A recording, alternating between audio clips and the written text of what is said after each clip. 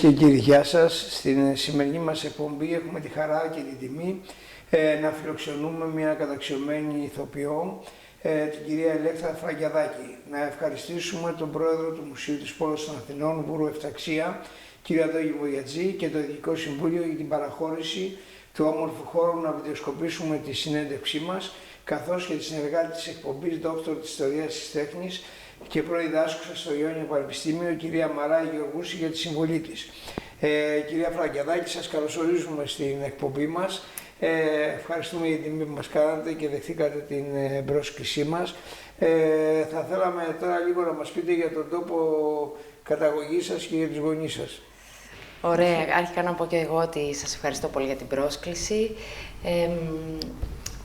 Κατάγομαι από το Ρέθυμνο, γεννήθηκα και μεγάλωσα στο Ρέθυμνο της Κρήτης.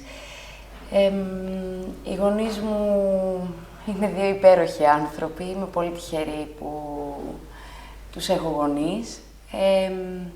Η μητέρα μου ήταν ΜΕΑ, τώρα είναι συνταξιούχος, μετά όμως σπούδασε και ψυχολογία με μεταπτυχιακά κλπ.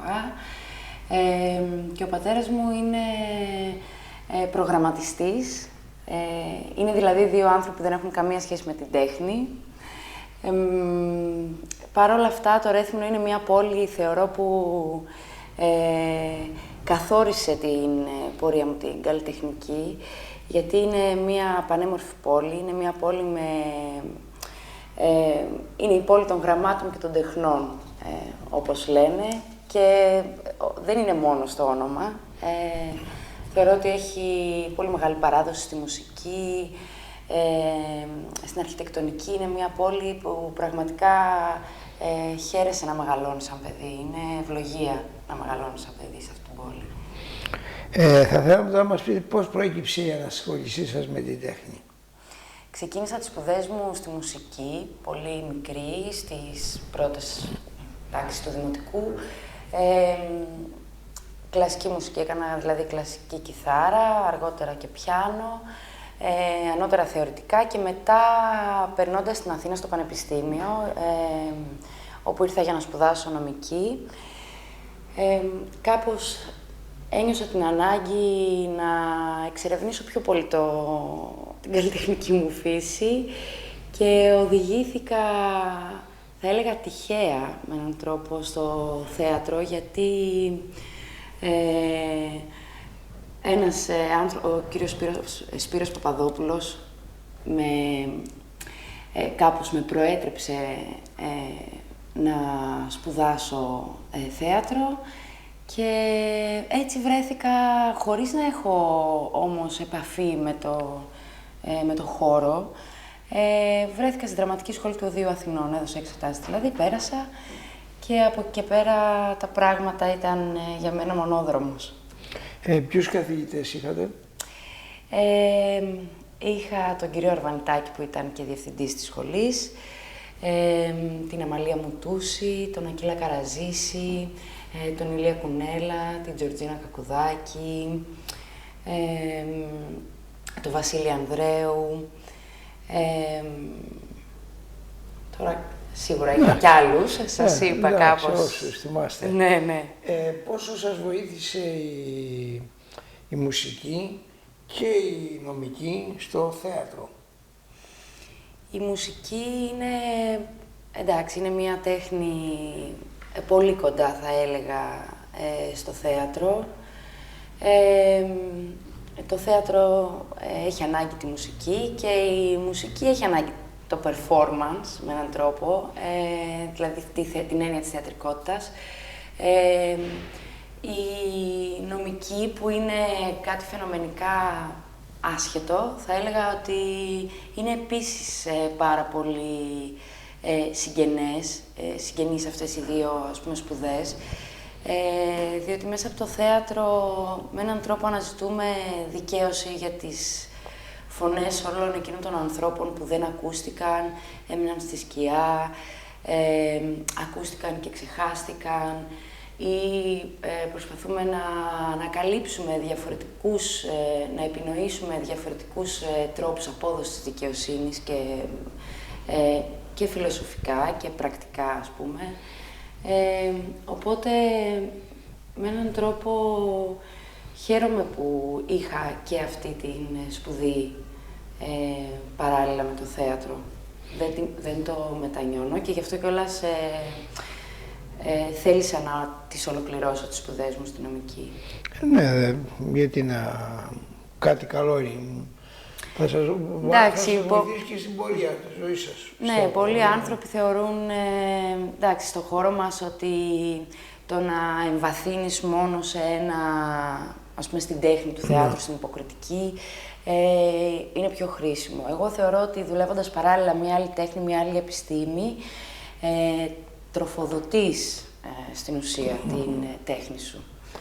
Η υποκριτική δεν είναι ίσως και ένα δύσκολο, δηλαδή κάποιος θα πρέπει να το έχει και μέσα του, μπορεί να το σπουδάσει, ας πούμε, χωρίς να το έχει μέσα του και να κατορθώσει κάτι που πιστεύω είναι και αυτό ένα εύθυτο ταλέντο, η υποκριτική. Σίγουρα κάποιος πρέπει να μπορεί να αντέχει την έκθεση, που αυτό δεν είναι δεδομένο και δεν αρέσει σε όλους τους ανθρώπους να εκτίθενται. Δεν θέλω να μιλήσω για ταλέντο ακριβώς, γιατί θεωρώ ότι με τη δουλειά, με τις ώρες πτήσης και με την τεχνική, μπορείς να κατορθώσεις, να φτάσεις πολύ ψηλά, ας πούμε. Ένας ηθοποιός, ένας μουσικός επίσης. Σίγουρα το ταλέντο είναι κάτι που δίνει το κάτι παραπάνω, μία φλόγα. Αλλά δεν ξέρω τι είναι το ταλέντο, να σας πω την αλήθεια. Οπότε, εντάξει, ναι, να σας πω κάτι. Είναι μία επιθυμία, είναι μία κλίση, είναι μία... Εγώ το θεωρώ ένα θείο δώρο, διότι αν δεν υπήρχε το ταλέντο, ξέρω εγώ, όλοι οι δικηγόροι θα είσατε το ίδιο. Όλοι οι γιατροί θα είσατε το ίδιο. Έτσι. Όλοι οι ηθοποιοί θα είσατε το ίδιο. Σε κάθε κλάδο θα είσατε όλοι το ίδιο. Δεν είναι όμως όλοι το ίδιο. Δεν είναι, όχι, δεν είναι. Άρα αυτοί που είναι κάτι έχουν ένα άλλο θείο δώρο, πιστεύω. Ναι, ίσως μία επιθυμία βαθύτερη, δεν ξέρω, κάτι πάντως που τους κινεί σίγουρα με έναν διαφορετικό τρόπο. Ναι, κάτι το καλύτερο, δεν γίνεται αλλιώς. Αλλιώς μόνο αν όσοι σπουδάζουν είναι όλοι το ίδιο, δεν είναι όλοι το ίδιο. Όχι, δεν είναι. Σε κανένα επάγγελμα δεν είναι όλοι το ίδιο. Ναι, δεν είναι. Έτσι είναι. Ήθελα τώρα να μας πείτε για τη συνεργασία σας με το ΔΠΘ Κρήτης. Με το ΔΠΘ Κρήτης είχα συνεργαστεί πριν από 3 καλοκαίρια. Πέρασαν κιόλας 3. Τα μετράω με βάση τη γέννηση του γιού μου, γιατί ήμουν και έγκυος τότε στο δεύτερο παιδάκι.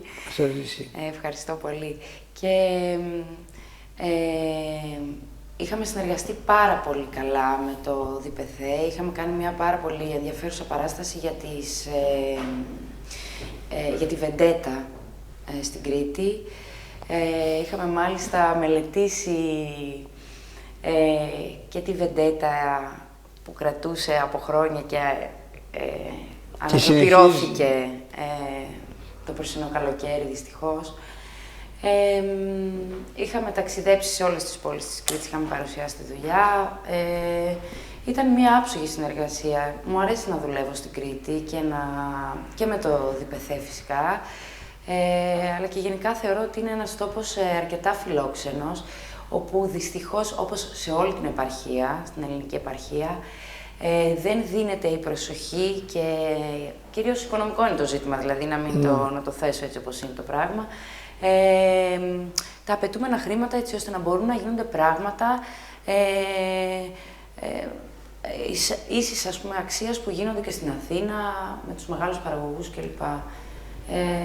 Δυστυχώς θα έπρεπε τα ΔΠΘ να ενισχύονται πολύ περισσότερο από ό,τι ενισχύονται τώρα. Για τη συνεργασία σας με το Εθνικό Θέατρο. Εντάξει, το Εθνικό είναι μεγάλη τιμή μου που συμμετείχα σε παραστάσεις του Εθνικού Θεάτρου. Η πρώτη μου συμμετοχή ήταν σε ένα φεστιβάλ της πειραματικής σκηνής του Εθνικού, με μια δική μας παράσταση που είχαμε κάνει με έναν συνάδελφο και συμφοιτητή, τελειώνοντας ακριβώς τη σχολή, για τον εμφύλιο πόλεμο, και πραγματικά ήταν πολύ συγκινητική η ανταπόκριση του κοινού, αλλά και ο τρόπος που το Εθνικό Θέατρο και η πειραματική σκηνή τότε υπό τη διεύθυνση του Αζά και του Τσινικόρη είχαν αγκαλιάσει όλες τις παραστάσεις που συμμετείχαν στο φεστιβάλ. Και αργότερα συνεργάστηκα με την Σοφία Μαραθάκη στην παιδική σκηνή του Εθνικού Θεάτρου, που ήταν επίσης μια εξαιρετική συνεργασία, γιατί παίζαμε στην κεντρική σκηνή του Εθνικού Θεάτρου. Το Εθνικό Θέατρο είναι ένα πολύ όμορφο, και το Τσίλερ και οι άλλες σκηνές όμως, και το Ρεξ ας πούμε, είναι πολύ όμορφες σκηνές. Και είναι πάντα, για τον ηθοποιό, είναι ευτυχία να βρίσκεται πάνω στις σκηνές αυτές. Και μια άλλη μεγάλη συνεργασία που είχατε με τα Φεστιβάλ Αθηνών και Επιδαύρου. Ναι, με το φεστιβάλ έχω συνεργαστεί αρκετές φορές και ως δραματολόγος τελειώνοντας το μεταπτυχιακό μου στο ΕΚΠΑ, των θεατρικών σπουδών, αλλά και ως ηθοποιός, συνεργάστηκα με το φεστιβάλ. Επίσης, το φεστιβάλ, αυτοί οι θεσμοί που είναι κρατικοί και έχουν τους πόρους να αγκαλιάσουν, ας πούμε, τις παραγωγές και τους συντελεστές με τον τρόπο που θα έπρεπε να γίνεται και στο ελεύθερο θέατρο, είναι πάντα πολύ ευτυχές συγκυρίες στην πορεία ενός ηθοποιού, ενός καλλιτέχνη. Και όλοι μας θέλουμε να δουλεύουμε στο φεστιβάλ και στο εθνικό. Ναι. Για τη συμμετοχή σας στην παράσταση «Τα βρώμικα χέρια». Η παράσταση αυτή ήταν πολύ ιδιαίτερη παράσταση, γιατί το κείμενο του Σάρτρ, «Τα βρώμικα χέρια», είναι ένα πολύ δύσκολο κείμενο. Αρχικά είναι τεράστιο, οπότε χρειάστηκε μια πολύ μεγάλη επεξεργασία, ας πούμε, από την σκηνοθέτητα τη Βάσια τη Χρονοπούλου, η οποία νομίζω με πολύ μεγάλη επιτυχία κατάφερε να φέρει στη σκηνή το έργο αυτό και να αφορά την περίοδο που παίχτηκε. Ο ρόλος εκεί της γυναίκας είναι μια γυναίκα πολύ ενιγματική, έξυπνη, με πολλά κωμικά στοιχεία. Την αγάπησα πολύ αυτή την παράσταση. Παρόλο που και αυτή ήταν πάλι από ανθρώπους που έγινε με πολύ προσωπική δουλειά, χωρίς την παραγωγή που θα έπρεπε να έχει από πίσω. Ωστόσο το κοινό την αγκάλιασε, θα έλεγα, δηλαδή παίχτηκε με μεγάλη επιτυχία. Μετά είναι η παράσταση «Ωκεανός». Τι να πω για την παράσταση «Ωκεανός», λοιπόν. Ο «Ωκεανός» ήταν ένα κείμενο του Αλεσάνδρο Μπαρίκο. Ήταν ένα κείμενο με 4-5 ιστορίες.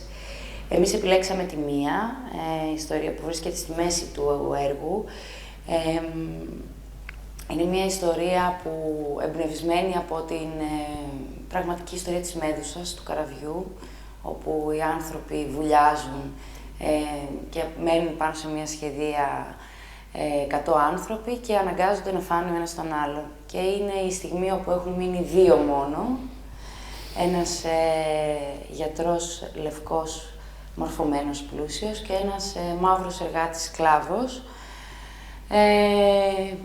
Και το κείμενο πραγματεύεται στην πραγματικότητα και οι δύο μας εξιστορούν την ιστορία από τη δική τους πλευρά και στο τέλος υπάρχει και η μάχη ποιος θα επικρατήσει.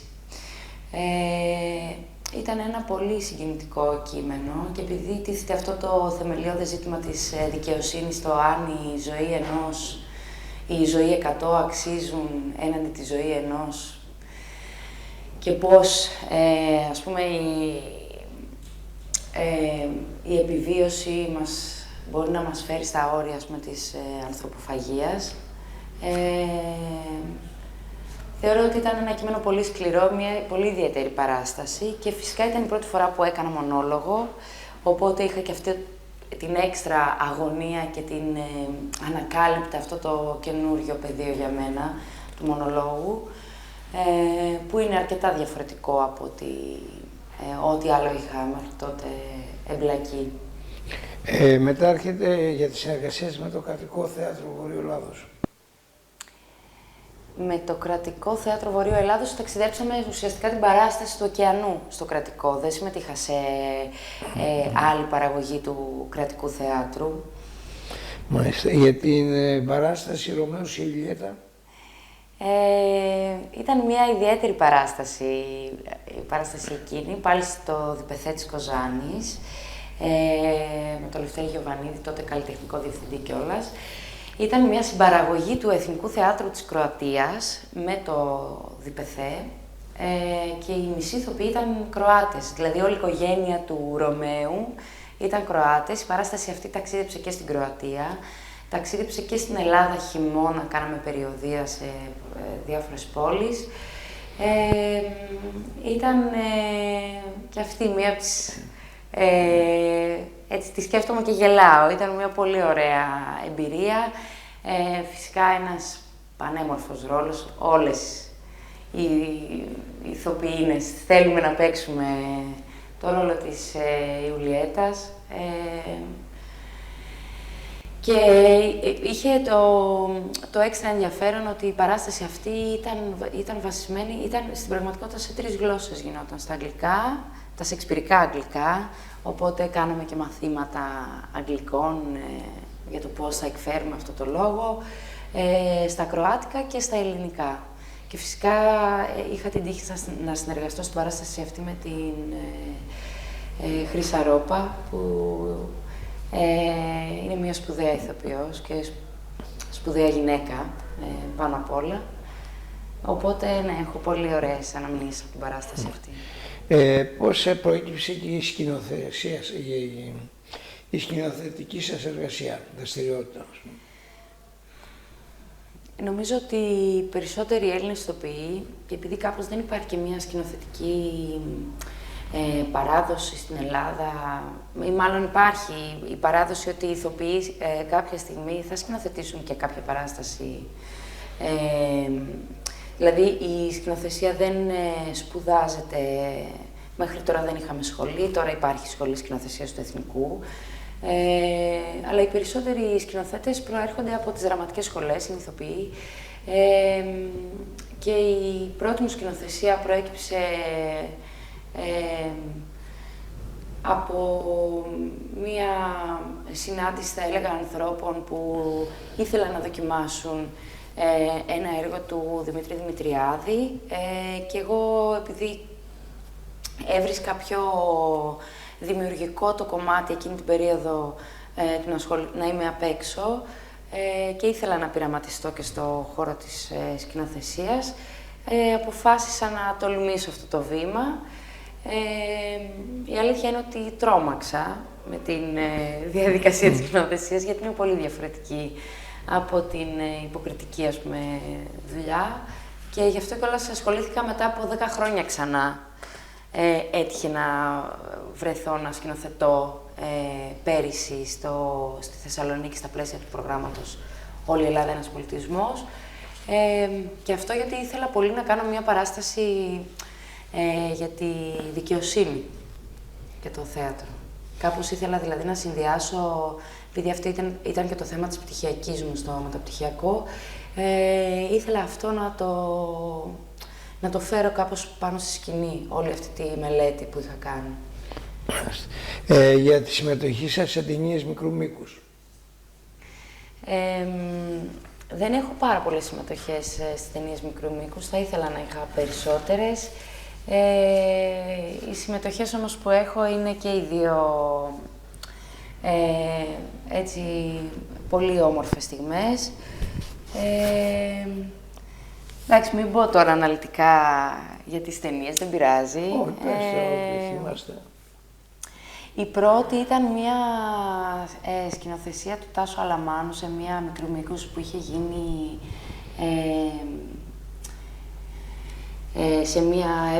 σε ένα κείμενο που είχε γράψει η Λία Βύση, τότε καθηγήτριά μου φωνητικής, και ήταν μια έτσι πολύ ιδιαίτερη ταινία. Και η δεύτερη ήταν με τον Μανώλη το Μαυρί, που είναι ένας σπουδαίος σκηνοθέτης, με βραβεία στη δράμα κλπ. Σε ένα δικό του κείμενο πάλι, που είχε να κάνει με ένα όνειρο της μητέρας του. Ήταν και οι δύο συμμετοχές αυτές έτσι πολύ ιδιαίτερες, και οι δύο ταινίες.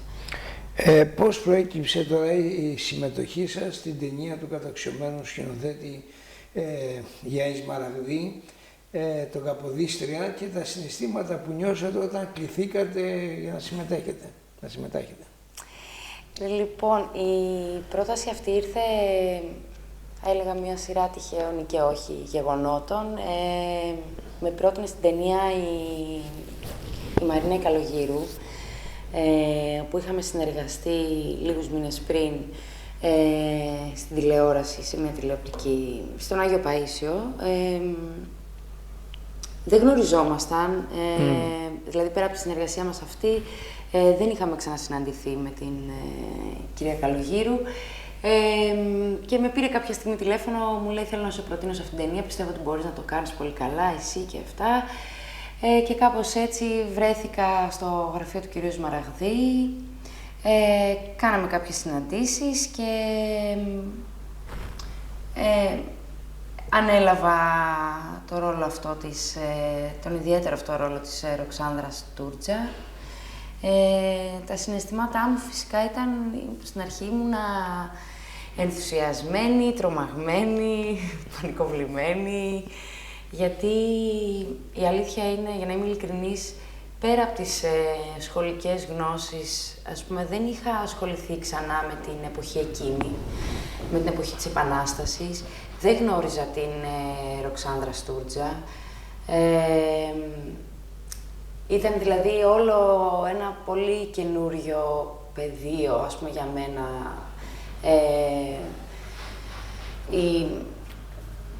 Και το θέμα της ταινίας, αλλά και η συμμετοχή μου σε μια ταινία μεγάλου μήκους. Ήταν η πρώτη μου συμμετοχή. Οπότε υπήρχε μεγάλος ενθουσιασμός, αλλά και... προβληματισμός. Και φόβος, θα έλεγα. Φόβος με την έννοια ότι αισθανόμουν ότι θα αναλάβω, ας πούμε, μια ευθύνη, η οποία δεν είναι αμεληταία, δεν είναι κάτι στο οποίο έχω μια οικειότητα ή μια ευκολία. Έπρεπε να μπω σε αυτό, να βουτήξω, ας πούμε, με όλο μου το είναι. Όπως και έκανα. Ήταν μια, εντάξει, θα έλεγα, ευλογημένη στιγμή. Ο φόβος θα σας βοήθησε, πιστεύω. Φυσικά, ο φόβος είναι κίνητρο. Ο φόβος φιλατέρμα που λέει. Έτσι είναι. Είναι κίνητρο κιόλας ο φόβος. Αν νιώθουμε ασφαλείς... Μπορεί να αποτύχουμε. Ναι. Με την αυτή ότι εντάξει, θα πάει μια χαρά, ξέρω εγώ. Ότι... Το έχω εγώ. Όχι, δεν το είχα καθόλου έτσι στο μυαλό μου. Είχα την αίσθηση ότι πρέπει να διαβάσω πολύ, να μάθω ποια ήταν αυτή η γυναίκα. Όλα τα καλά έχουν και δυσκολίες και αγώνα. Έτσι βέβαια, έτσι. Για να δεις το βουνό, για να δεις μάλλον τη θέα πάνω από το βουνό, πρέπει να ανέβεις στο βουνό. Πρέπει να κοπιάσεις. Έτσι, ναι. Για λίγα λόγια, είπες μας για τον ρόλο αυτό της Ροξάνδρας Τούρτζα. Η Ροξάνδρα ήταν μια σπουδαία γυναίκα. Δυστυχώς οι γυναίκες εκείνης της εποχής δεν μαθαίνουμε την ιστορία τους. Η ιστορία δεν είναι... δεν κατέγραφε τότε μάλλον την πορεία, ας πούμε, των γυναικών. Ωστόσο, εκείνη ήταν, θα λέγαμε, μυστικά διπλωμάτης, πολιτικός, ήταν συγγραφέας. Αργότερα, μετά τη διάλυση του γάμου της, έκανε ένα σπουδαίο φιλανθρωπικό έργο και φυσικά ήταν κυρία επί των τιμών της Τσαρίνας. Είπα πριν ότι ήταν μυστικά, ας πούμε, διπλωμάτης, με την έννοια ότι συμβούλευε τον Τζάρο, και ένας λόγος για τον οποίο η Τσαρίνα αποφάσισε να την παντρέψει με τον εξάδελφό της, τον Κόμι Έντλινγκ, ήταν γιατί η Ροξάνδρα είχε πολύ μεγάλη επιρροή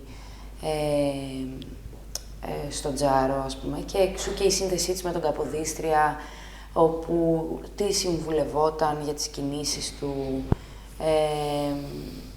και σε σχέση με το ελληνικό ζήτημα, αλλά και σε σχέση με την διπλωματική του, ας πούμε, με τις διπλωματικές του υποχρεώσεις.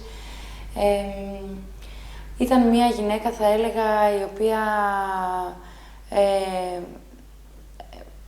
ήταν αριστοκράτισσα, φυσικά, είχε σπουδάσει, είχε πολύ μεγάλη αγάπη στους Έλληνες και στα ελληνικά γράμματα. Η αλληλογραφία τους ήταν στα ελληνικά. Ήταν από την Κωνσταντινούπολη, έζησε στο Ιάσιο, μετά στη Ρωσία φυσικά.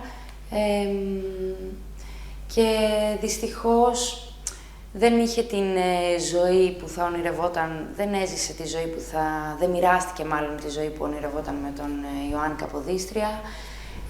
Μοιράστηκαν όμως τις ιδέες, το όραμά τους, το πνεύμα τους. Τι αποτελεί για εσάς ο Καποδίστριας?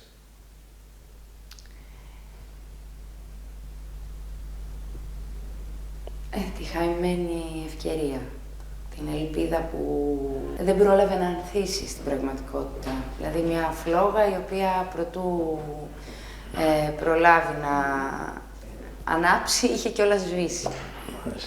Ο Καποδίστριας, και το λέω αυτό γιατί προσπάθησε να δώσει τα θεμέλια ενός δημοκρατικού, μάλλον να θεμελιώσει μια δημοκρατία στην Ελλάδα, ήταν υποκηρυτής της Ελληνικής Επανάστασης, έθεσε τους πρώτους, ας πούμε, θεσμούς για το ελληνικό κράτος, έφτιαξε νόμισμα και πολύ γρήγορα δυστυχώς δολοφονήθηκε. Γιατί εσείς τι πιστεύετε ότι γιατί είχε πολύ μεγάλη απήχηση η ταινία αυτή? Βέβαια είχε και τις κριτικές της, έτσι. Βέβαια ότι έχει δράση, έχει και αντίδραση. Έτσι είναι, έτσι είναι. Εντάξει, περίμενα ότι θα έχει πολύ μεγάλη απήχηση, γιατί στην Ελλάδα έχουμε μία δυσκολία, θα έλεγα, να αγγίξουμε ιστορικά πρόσωπα και περιόδους και όπως και άλλες ταινίες που αγγίζουν, ας πούμε, τον εμφύλιο ή τέλος πάντων ιστορικά συμβάντα, για να μην πω συγκεκριμένες ταινίες κλπ. Δημιουργούν πάντα πολύ μεγάλα κύματα αντιδράσεων και συνήθως έχουν μεγάλη απήχηση ο κόσμος. Θεωρώ ότι έχει ανάγκη από τέτοιου είδους ταινίες. Παρά την δυσκολία μας να τις αποδεχτούμε, να τις αγκαλιάσουμε. Και εξού και οι πολύ μεγάλες αντιδράσεις. Θεωρώ ότι στην Ελληνική Επανάσταση ξεκινάει μια περίοδος που θα λέγαμε παράλληλα με την φυσικά φωτεινή περίοδος της ανεξαρτησίας, παράλληλα τρέχει και μια σκοτεινή υπόγεια, θα λέγαμε, ιστορία που ακολουθεί και κορυφώνεται με τον εμφύλιο και συνεχίζεται μέχρι και σήμερα, χωρίς να έχουμε καταφέρει σαν έθνος να αναμετρηθούμε με την ιστορία, ουσιαστικά. Πιστεύετε ότι... Εγώ πιστεύω ότι οι πολλές αντιδράσεις που υπήρχαν πείσμωσαν περισσότερο τον κόσμο και ότι αυτό έφερε πολύ μεγαλύτερη επιτυχία. Φυσικά, η κακή διαφήμιση δεν πάβει να είναι διαφήμιση. Οπότε, ναι. Το παράδοξο με την ταινία ήταν ότι οι περισσότερες αρνητικές αντιδράσεις προήλθαν από ανθρώπους που δεν πήγαν να δουν την ταινία. Οι άνθρωποι που πήγαν να δουν την ταινία, οι κριτικοί, καλώς ή κακώς, είχαν τις ενστάσεις τους για τα κομμάτια της αφήγησης, για τεχνικά κομμάτια της ταινίας κλπ. Θεωρώ όμως πολύ πιο σημαντικό το ότι, όπως είπατε και εσείς, ο κόσμος πήγε στο σινεμά και αυτό δεν είναι δεδομένο. Βλέπουμε τα σινεμά να γίνονται σούπερ μάρκετ, βλέπουμε συνεχώς αίθουσες να κλείνουν. Το γεγονός ότι μία ταινία κατάφερε να σηκώσει τους ανθρώπους από τις τηλεοράσεις και να τους φέρει στο σινεμά, να πληρώσουν εισιτήριο, να στηρίξουν ας πούμε τα σινεμά, τις κινηματογραφικές αίθουσες, ήταν πολύ σπουδαίο. Και για μένα πολύ συγκινητικό, ότι ο κόσμος πήγε να δει την ταινία. Και ένα άλλο, εγώ που είμαι ο απλός πολίτης, θέλω να δω την ταινία. Και ο κάθε εγώ, που εντάξει δεν ξέρουμε κάποιες λεπτομέρειες, εννοώ σκηνοθετικές. Υπάρχει περίπτωση να επηρεαζόμαστε από κάποιους κριτικούς που έχουν άλλη άποψη, υπάρχει δηλαδή κάποιο κοινό που, όπως σε λέω εγώ, που δεν καταλαβαίνουμε από σκηνοθετικές ή αν είναι εκείνο έτσι ή είναι αλλιώς. Και μας ενδιαφέρει το περιεχόμενο. Νομίζω ότι η ψυχή της ταινίας, ανεξάρτητα και η πρόθεση της ταινίας, ανεξάρτητα από τις τεχνικές προδιαγραφές ή μη, ή τις σκηνοθετικές επιλογές που σε κάποιους άρεσαν, σε κάποιους δεν άρεσαν κλπ. Θεωρώ ότι άγγιξαν τον κόσμο και ο κόσμος, το μεγαλύτερο μέρος του κόσμου ας πούμε, που είδε την ταινία, θεώρησε ότι άξιζε που πήγε στο σινεμά και που έγινε αυτή η ταινία. Οπότε εγώ δεν ξέρω τι να σας πω, δηλαδή πάντα δεν μου αρέσει γενικά καμία φανατική ας πούμε άποψη. Είναι πολύ άδικο να πεις ότι δεν θα έπρεπε να έχει γίνει μια ταινία γιατί τεχνικά ή σκηνοθετικά διαφωνείς. Απ' την άλλη φυσικά υπάρχει μια ευθύνη γιατί είναι μια ιστορική ταινία κλπ. Οπότε μπορεί κάποιος ιστορικός, εγώ δεν είμαι ιστορικός οπότε δεν μπορώ να κρίνω την ταινία για τις ιστορικές της ακρίβειες ή ανακρίβειες. Μπορεί να πει ότι είχε ανακρίβειες κλπ. Όλα είναι υποσυζήτηση και όλα είναι καλώς γίνεται ένας διάλογος.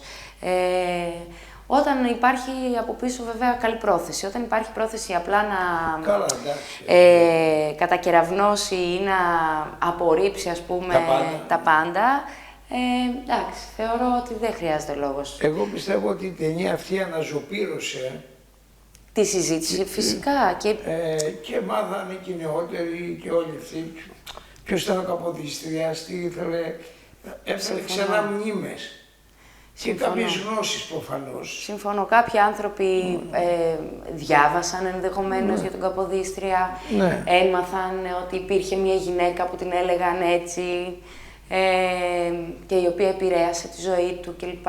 Σίγουρα η ταινία όθησε ας πούμε, πολλούς ανθρώπους θεωρώ να ασχοληθούν και με το ζήτημα της Ελληνικής Επανάστασης και με την ιστορία της εποχής τότε και ξέρετε, νομίζω ότι είναι σημαντικό, κάπως προσπαθεί η κουλτούρα της σημερινής εποχής να μας πείσει ότι δεν έχει σημασία από πού προέρχεσαι, δεν έχει σημασία η ιστορία σου, δεν έχει σημασία η ιστορία του τόπου σου, δεν υπάρχουν έθνη, δεν υπάρχει τίποτα. Υπάρχει, ας πούμε, μια παγκοσμιοποιημένη κοινότητα όπου το σημαντικό είναι να μπορείς να ψωνίζεις, να αγοράζεις. Από την άλλη πλευρά του πλανήτη, από το τέμου, από το έτσι, από το αλλιώς, από το παραλλιώς. Νομίζω ότι δεν είναι αλήθεια αυτό και η ταινία κάπως, έτσι αν μπορούμε να πούμε ότι έβαλε ένα μικρό λιθαράκι σε αυτό, ότι όχι, έχουμε ιστορία, έχουμε ένα έθνος, έχουμε μια... Ας πούμε, είμαστε εδώ και είμαστε αυτοί που είμαστε γιατί κάποιοι άλλοι έκαναν κάποια πράγματα. Ένας υπουργός εξωτερικών της Αμερικής, Κίσιγκερ, είχε πει πριν, άμα θέλεις να σκοτώσεις ένα λαό, θα το σκοτώσεις την ιστορία. Έτσι είναι. Να μην ξέρει την ιστορία του. Να μην ξέρει την ιστορία του. Να μην ασχολείται καθόλου με την ιστορία του. Κύριε, πέστε μας λίγα λόγια τώρα για τη συνεργασία σας με τον Γιάννη Σμαραγδί, τον οποίον πέρασα σκηνοθέτη, προσωπικά τον εκτιμώ και πάρα πολύ σαν άνθρωπο. Ο κύριος Γιάννης είναι αρχικά, θα έλεγα ότι είναι ένας πολύ τρυφερός άνθρωπος και με μεγάλη ευγένεια Και λέω αυτά τα δύο χαρακτηριστικά γιατί είναι σπάνια στο χώρο μας, πιστεύω και σπάνια γενικότερα σήμερα. Και είναι ένας άνθρωπος που δεν φοβάται να πολεμήσει και να εκθέσει την ευαισθησία του, την τρυφερότητά του. Δεν κρύβεται πίσω από ένα κέλυφος, ας πούμε, ενός σκληρού άντρα που δεν ξέρω εγώ τι, ας πούμε, θα μπορούσε. Η προσέγγιση του αρχικά ήταν, θέλω να λέω αυτό γιατί εμένα με συγκίνησε προσωπικά σαν άνθρωπο. Την πρώτη φορά που συναντηθήκαμε στο γραφείο του, μου μίλησε για την ταινία, μιλώντας μου όμως για την γυναίκα του και για την απώλεια της γυναίκας του, με δάκρυα στα μάτια, και είδα έναν άνθρωπο που πραγματικά είχε ανάγκη να κάνει αυτή την ταινία για τους δικούς του προσωπικούς λόγους. Δεν θα κρίνω τώρα ποιοι ήταν οι λόγοι κλπ. Αλλά είδα, ας πούμε, μία φωτιά. Είδα ότι αυτός ο άνθρωπος έχει κάτι να πει, έχει μία ανάγκη. Δεν θέλει απλά να κάνει άλλη μία ταινία, ας πούμε.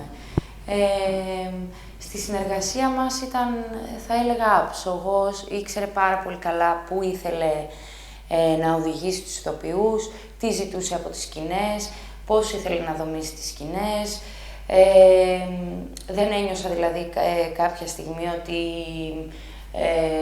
όχι τώρα τι θα γίνει, που είμαστε, τι θα κάνουμε. Ήταν πάντα δίπλα μας, μιλούσε, έδινε τις οδηγίες του πάντα χαμηλόφωνα, φρόντιζε, ας πούμε, πολύ να νιώσουν οι ηθοποιοί ότι είναι σε ένα ασφαλές πλαίσιο.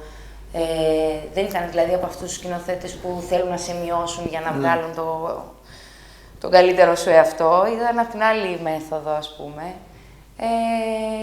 Και αυτό το εκτίμησα πολύ.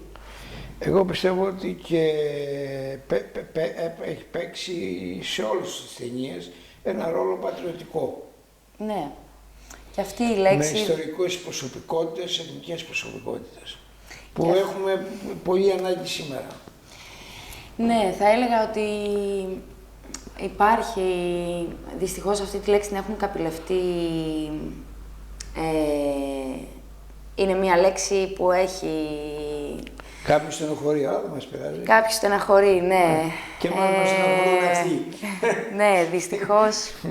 Εντάξει, είναι μια λέξη που έχει γίνει κόκκινη, ενώ θα μπορούσε να έχει, ας πούμε, ένα άλλο χρωματισμό.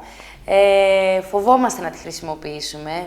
Γι' αυτό έλεγα πριν ότι είναι πολύ σημαντικό, ας πούμε, η ιστορία ενός λαού και ενός έθνους. Μέσα στο κομμάτι της διαδικασίας, ας πούμε, του να μάθουμε ποιοι είμαστε, είναι και η αγάπη για την πατρίδα και ο πατριωτισμός και ό,τι μπορεί να σημαίνει αυτό.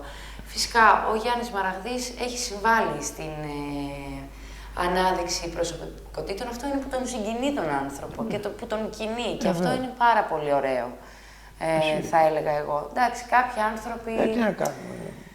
Κάποιους τους αρέσουν άλλα, μας αρέσουν άλλα. Τι να κάνουμε. Ξέρετε, αν ήμασταν στην Αγγλία, δεν θα το συζητούσαμε αυτό. Δηλαδή, θέλω να πω, στην Αγγλία γίνονται συνεχώς ταινίες για ιστορικές προσωπικότητες, για την ιστορία τους κλπ. Τους βασιλιάδες, το έτσι, το αλλιώς, το παραλλιώς. Εμείς έχουμε μία δυσκολία να αγγίξουμε ιστορικές προσωπικότητες και ιστορικά θέματα.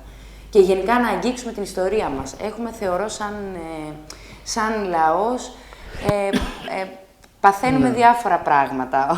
Αυτό είναι σίγουρο. Μας έχουν κάνει, προσπαθήσαν να μας κάνουν τώρα, γιατί αυτό είναι άλλο. Θέλω να μας πείτε τώρα για την συμμετοχή σας στην ταινία του Μέγα «Μια νύχτα μόνο» και τον ρόλο σας.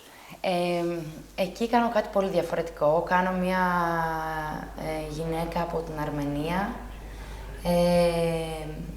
που βρίσκεται πολιτική μετανάστρια στην Ελλάδα και έχει χάσει το παιδί της και στην πραγματικότητα στο πρόσωπο και στην οικογένεια της αρετής που υποδίεται η Μαριλίτα Λαμπροπούλου, βρίσκει την οικογένεια που εκείνη έχει χάσει.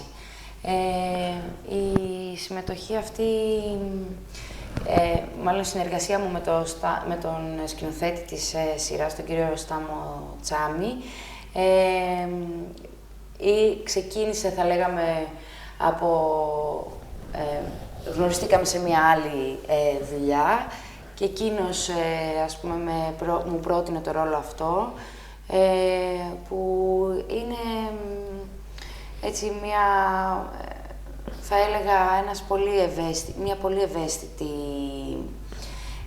λεπτή γραμμή του πώς, ας πούμε, αυτή η γυναίκα ισορροπεί ανάμεσα στα δικά της τραύματα και στον τρόπο με τον οποίο αντιμετωπίζει τη ζωή, γιατί είναι μια γυναίκα που παρόλες τις εμπειρίες και τα τραύματά της δεν σταματάει να παλεύει, να μάχεται, να βοηθάει, ας πούμε, και να ελπίζει για το καλύτερο μέλλον. Μάλιστα. Για την παράσταση «Σμήνη» της Καρόλ Φρέσετ, σε σκηνοθεσία Μαλώνη Σιεραγάκη και σε μετάφραση Δημήτρη Φίλια. Η παράσταση αυτή παίζεται τώρα στο Θέατρο Αρόγιο κάθε Σάββατο και Κυριακή στις 7 η ώρα. Θα παίζεται για ακόμα 6 παραστάσεις και είναι ένα κείμενο της Καρόλ Φρέσετ, που είναι μια Καναδή, γαλλόφωνη όμως συγγραφέας, δηλαδή το κείμενο μεταφράστηκε από τα γαλλικά, από τον κύριο Φίλια. Είναι ένα έργο βασισμένο πάνω στη γνωστή ιστορία, το Σοφόκλειο μύθο της Αντιγόνης, του Κρέοντα και της ιστορίας που είναι σε όλους μας γνωστή. Όμως έχει ένα μικρό twist, θα λέγαμε, της αφηγηματικής ματιάς. Η Σμήνη, που είναι ένας ρόλος που στο Σοφόκλειο δράμα είναι σχεδόν βουβός, δηλαδή λέει πολύ λίγα πράγματα, μένει στη σκιά της αδελφής της, έρχεται στο φως να αφηγηθεί την ιστορία από τη δική της πλευρά. Πώς εκείνη βίωσε την ιστορία, πώς εκείνη γνώρισε, ας πούμε, είδε τους ανθρώπους και τις καταστάσεις. Όμως, το κείμενο, παρόλο που μιλάει για την ιστορία αυτή, θα έλεγα ότι έχει πάρα πολλές αναφορές και στο σήμερα. Θα έλεγα ότι είναι ένα κείμενο που έχει ένα λόγο να υπόνεται σήμερα, γιατί είναι ένα κείμενο που προασπίζεται την ειρήνη, είναι ένα κείμενο που προασπίζεται τη συνέχεια της ζωής, που προασπίζεται τους ανθρώπους που δεν αντέχουν, θα λέγαμε, τις συγκρούσεις, και σε μια εποχή που ο κόσμος φλέγεται γύρω μας με 30 εστίες πολέμου, ας πούμε, στην Ιφίλιο.